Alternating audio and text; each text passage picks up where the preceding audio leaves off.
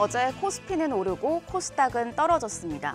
외국인과 기관의 투심이 시장별로 엇갈린 영향이었습니다. 간밤 나온 제롬 파월 연준 의장의 경고가 오늘 우리 시장에도 하방 압력을 줄 것 같은데요. 이럴 때일수록 펀더멘탈과 실적에 더 집중할 필요가 있겠습니다. 전일장부터 복귀하시죠. 코스피는 0.23% 올라 2,427.08포인트에 마감을 했습니다. 반면에 2차 전지주와 바이오주의 약세로 코스닥은 1% 떨어져 802.87포인트로 거래를 마쳤습니다. 금리와 유가 하락이 이어지자 유가증권 시장에서는 외국인과 기관의 매수세가 유입됐습니다. 외국인이 2,828억 원, 기관이 268억 원 순매수했고 개인은 3,076억 원 매도 우위를 나타냈습니다.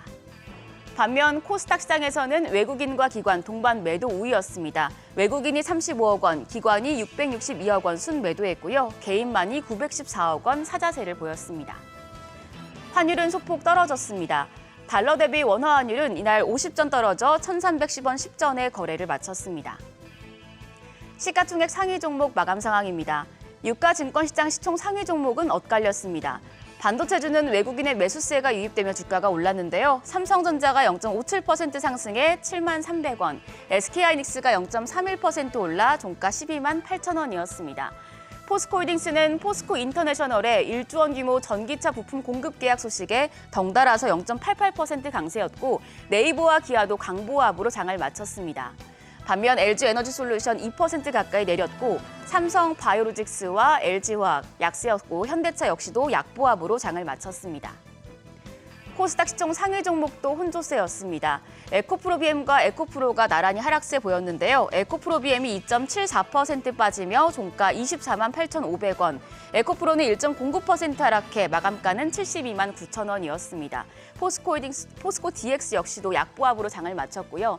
알테오젠이 5%대 하락세 보였고 또 펄어비스는 부진한 실적에 8% 넘게 빠지며 주가 4만 7,550원을 기록했습니다. 반면에 세일트린 헬스케어와 LNF가 강보합으로 마감을 했고 HLB가 4.2% 상승, JYP엔터가 1.16% 강세로 장을 마쳤습니다.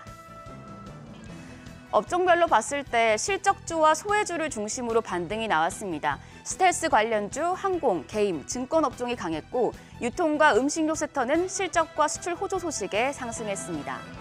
어제장 특징 테마를 좀 자세하게 살펴보면 우선 스텔스 관련주가 가장 주목받았는데요. 영화 해리포터의 투명 망토처럼 레이더 탐지에 필요한 전파를 90% 흡수해서 전투기와 함정 탐지율을 줄여주는 스텔스 물질 개발 소식에 관련주가 급등했습니다. ADM 코리아가 상한가였고 루멘스와 화승코퍼레이션, LIG 넥스원이 상승 마감했습니다.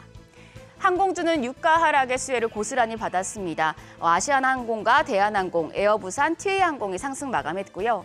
게임주는 신작 발표 모멘텀과 일부 종목의 흑자 전환 소식, 그리고 공매도 금지 수혜 이슈까지 합쳐지면서 2거래일 연속 강했습니다. 액토즈 소프트가 상한가를 경신했고 또 위메이드와 컴투스홀딩스가 상승세를 이어갔는데 다만 부진한 실적을 발표한 펄어비스와 넷마블, 카카오게임즈는 하락 마감했습니다. 어제 상업은행에 대한 매수 의견을 제시한 증권사 리포트들이 나왔습니다.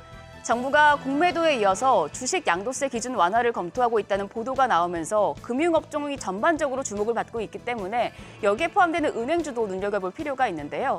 NH투자증권과 SK증권에서는 은행주의 주주환원 매력도가 높다는 점을 강조했습니다. 내년에도 상업은행들이 처한 환경은 사실 좋지 않습니다. NH투자증권에 따르면 내년에 순이자 마진이 하락하고 비이자 이익이 정체가 되고 또 충당금도 완화가 돼서 이익 모멘텀은 낮을 것으로 전망이 됩니다. SK증권에서도 대손 비용 부담이 지속적으로 발생할 것이고 성장성 둔화 추세가 이어질 것이라고 내다봤습니다. 다만 올해 초에 발표한 중장기 주주환원 정책이 지속적으로 이행이 된다면 안정적인 배당을 원하는 투자자들을 유입시키면서 상업은행 관련주가 안정적인 주가 상승을 이끌 것으로 기대된다는 분석입니다. 두 증권사 모두 KB금융을 탑픽으로 꼽았습니다. 전일장 마감 상황 보시면 KB금융 상승 마감했는데요. KB금융이 2.5% 오르며 종가 53,400원이었고요. 카카오뱅크가 4.57% 강세로 24,050원에 장을 마쳤습니다. 그 밖에 제주은행이 2.59% 상승하며 8,730원이었고 기업은행과 우리금융지주도 강보합으로 장을 마친 바 있습니다. 공매도 금지 조치에 따른 숏커버링에 대해서는 의견이 분분합니다. 공매도 잔고 변동을 파악하는 데 한 사흘 정도 시차가 있기 때문에 전날 외국인 투자자들의 숏커버링 규모를 정확하게 알 수는 없습니다. 다만 시장에서는 숏커버가 거의 이뤄지지 않은 것으로 분석이 되고 있는데요. 외국인들이 대량 순매수에 나서긴 했지만 이건 위험 해지 차원이었다는 해석이 나오고 있고요. 신한투자증권에서는 숏커버링 수혜가 2주를 정점으로 축소가 될 텐데 그때까지는 숏커버 영향력에 대응이 필요한 구간이라고 밝혔습니다. 그러면서 공매도 비율 상위 종목 내에서 숏커버 속도가 더딘, 그러니까 주가는 상승했지만 대차 상환 비율이 낮은 종목을 주목할 필요가 있다고 밝혔습니다. 숏커버 장세에 대응하실 분들은 대응하시면서 남은 일정도 체크하시면 좋겠는데요. 이번 주말에 중국의 최대 쇼핑 시즌인 광군제가 있어서 화장품과 생필품, 의류, 패션 관련주 주목해 보시고요. 또 아이폰 15 할인 소식도 있어서 이쪽 관련주까지 살펴보시길 바랍니다. 여기까지 전일장 점검하면서 특징적인 이슈들 알아봤습니다. 그럼 한 주의 마지막 거래일 금요일장 개장도 머니쇼와 함께하세요.